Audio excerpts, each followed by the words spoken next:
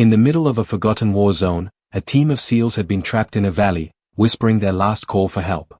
"Who's covering us from above?" No one had answered. Command had gone silent. Just when hope had died, the clouds split open and a single A-10 had dived through the storm, piloted by the one woman the Air Force had grounded for good. She wasn't supposed to be in the air. She wasn't even cleared to fly. But that night, she became the only thing standing between those men and death. What happened next changed how every soldier remembered the sound of thunder. Forever. Dusk bled into the valley like smoke, and the air already trembled with artillery. A handful of Marines and SEALs hugged the jagged rocks, dust and fear thick in their throats. Radio spat fragments, coordinates, curses, prayers, then nothing. The air support they'd been promised had vanished. Mortar flares clawed the sky, the ridgeline flashed white with enemy fire. A sergeant slammed his fist against the radio pack. "Who's covering us from above?" he shouted. Static hissed back, cruel and empty. In that silence, every man understood how close the end had crept. One counted his rounds. Another traced the cross tattooed on his wrist. The world seemed to hold its breath.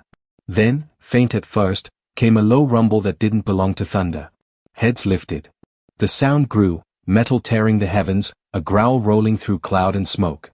Out of the bruised horizon burst a gray silhouette with a shark-toothed grin, an A-10 Warthog, wings scarred, guns already spinning. It dove straight through trace of fire, engines howling like judgment. The ground shook under its roar, brass casings raining down like sparks from heaven. Through the radio, a calm voice broke the static at last, steady, female, utterly fearless. "Raven 6-2 on station," she said. "I've got you covered." Every head turned skyward. Hope, sudden and impossible, flared in eyes that had almost closed for good. The next second would decide whether they lived or became ghosts. Morning heat shimmered over the tarmac, turning the distant mountains into ghosts. Inside the operations room, rows of pilots crowded around a map wall, their flight suits crisp, their laughter low and confident. Captain Elena Ross sat alone near the end of the table, helmet resting on her knee, eyes on the briefing slide she'd already memorized. When the commander called for volunteers for the afternoon support rotation, she spoke up, calm, professional. "Raven Squadron is available." Silence followed. Someone coughed. A younger lieutenant muttered under his breath, "Brass just keeps her around for optics." A few smirks, a few eyes that refused to meet hers. The commander cleared his throat and said, "Not this run, Captain. You're off the roster." The words landed like a verdict. Outside, sunlight glared off the A-10s lined up along the strip, their shark-painted noses grinning at her like an inside joke she wasn't part of anymore. She walked past them to her locker, the metal dented from years of use.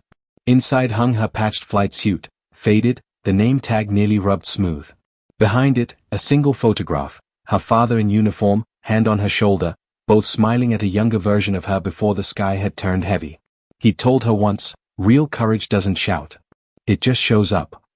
That afternoon, word rippled through the hangar, radio silence from the SEAL convoy moving through the southern valley. The same valley where her last mission had gone wrong.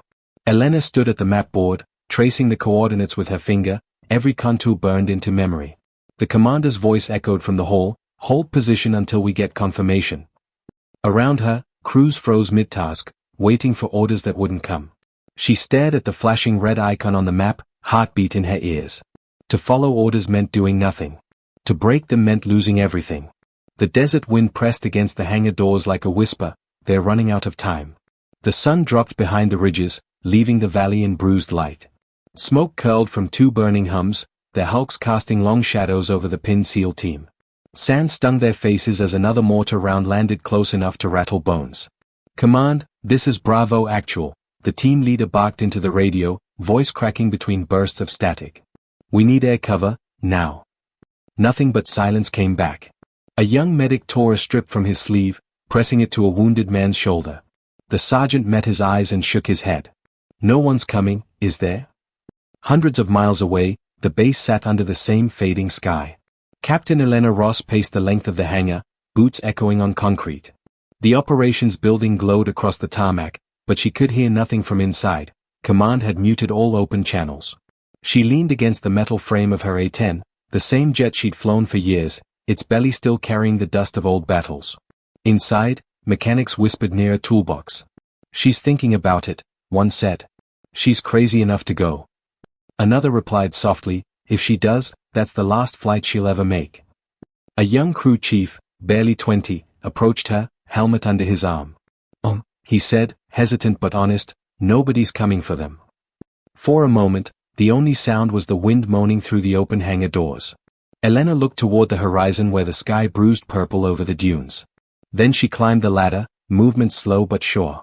Her hands trembled only once, when they touched the throttle. Engines coughed, then roared awake. Alarms blared across the flight line.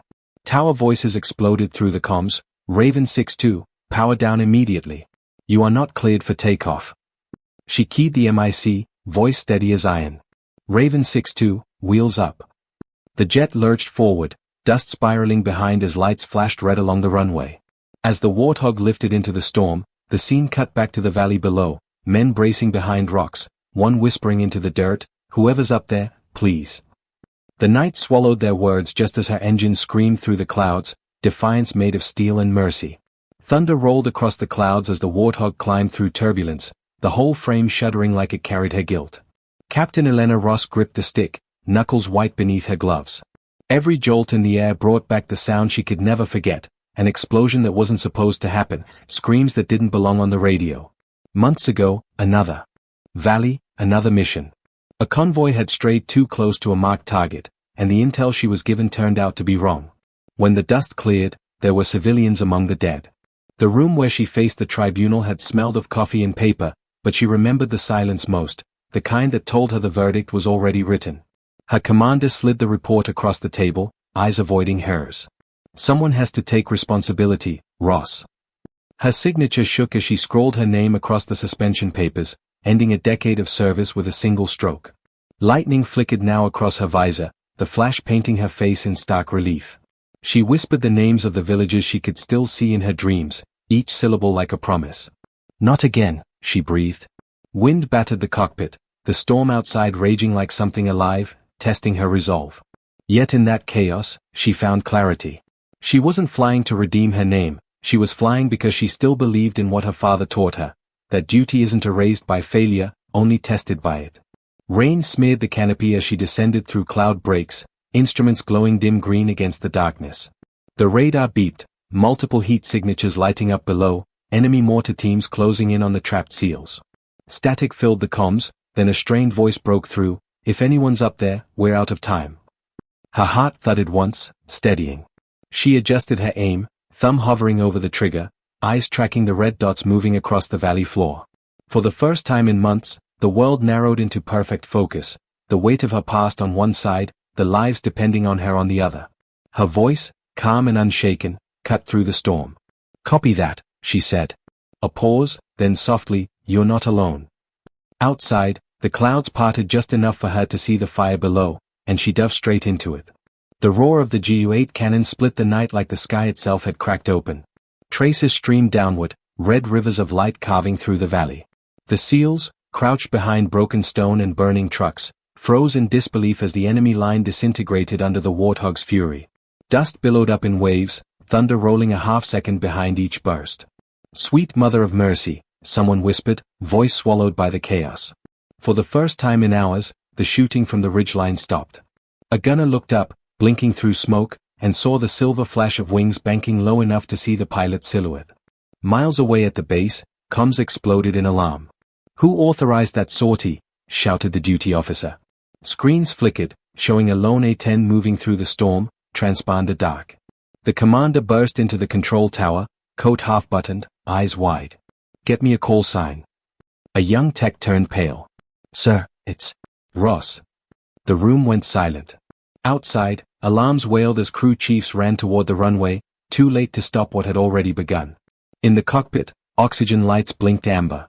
Fuel low. Damage warnings pulsed red across her display. Elena ignored them, breathing slow and even. She could feel the tremor in her right wing but kept her focus locked on the valley below. Her voice came through the SEAL's radio, calm as prayer, Raven 6-2, cleared hot. Then the sky fell again, precision strafing, each run closer than the last. The SEAL commander pressed his MIC to his lips. Whoever you are, keep talking. She smiled faintly. Raven 6-2, last gun run inbound. Tracer fire reached for her, one round clipping the right engine. Flames trailed behind, and still she held steady. Her hand gripped the stick, every muscle burning, as she lined up one final pass over the enemy position. The cannon roared once more, erasing the threat and sealing their survival. Then, static. On the ground, silence reclaimed the valley. A dozen men stared into the sky where her Warthog vanished into smoke, the echo of her last words lingering like thunder that refused to fade. Dawn crept slow and pale over the valley, light spilling across the wreckage like a benediction. Smoke rose in thin ribbons, drifting toward a sky scrubbed clean by rain. The silence that followed the night's fury felt sacred. Medevac choppers beat their way through the morning air, rotors stirring the dust into halos around the surviving SEALs.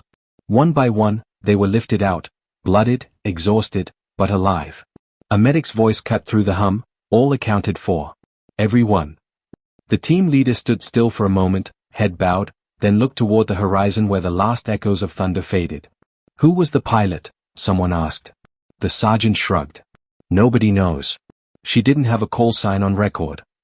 The radio still hissed softly beside them, her last words, "You're not alone," playing like a ghost carried on the wind.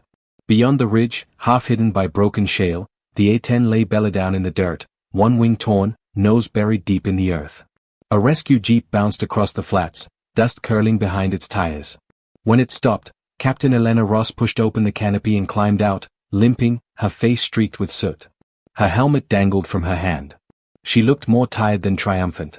The base commander stepped out of the jeep, expression hard. "Captain Ross," he began, voice clipped, ready for the reprimand that duty demanded.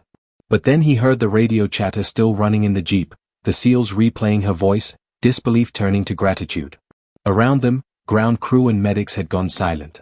The commander hesitated, the weight of regulations fighting the truth in front of him. Then, without a word, he straightened and saluted. For a heartbeat, Elena didn't move. Then she returned the gesture, slow and unsteady, her eyes damp but clear. The morning light caught her face, mud-streaked, trembling, yet finally at peace. No medals, no speeches, just the quiet respect of those who understood what it meant to break the rules for what was right. Overhead, the sky was bright again, open and endless. The storm was gone, but its echo lingered, a single voice that had answered when silence ruled the world. Weeks passed, and the world moved on, as it always does after battle. But among those who lived it, stories began to spread. Grainy helmet footage from the valley surfaced in briefings and training halls, showing tracer fire cutting across the night and a lone voice over comms guiding the chaos into order. The name Raven 62 appeared on whiteboards and coffee mugs, no longer a mystery but a legend whispered with quiet awe. Officially, there was no record, her sortie remained buried under classified, her name omitted from the reports. Yet in every ready room, when thunder rolled outside, heads lifted and someone would say softly, "She's up there again." At the Air Force Academy, a young cadet asked his instructor, "Was Raven 62 real?" The older man smiled faintly, eyes distant. "Every time you hear thunder," he said, "remember someone once flew through worse." Far away, at a small desert airbase, Captain Elena Ross walked the flight line at dawn. The repaired Warthog gleamed silver in the early light. She ran her hand along its cool metal skin, stopping where the faded shark mouth grinned anew. The morning was quiet, no orders, no fanfare, only the hum of life returning to peace. The narrator's voice closed the circle gently, "Courage doesn't wait for permission. Sometimes it roars through clouds when silence would be safer." The screen faded to sky and sun, the echo of engines lingering as one last line asked, "Where are you watching from tonight?"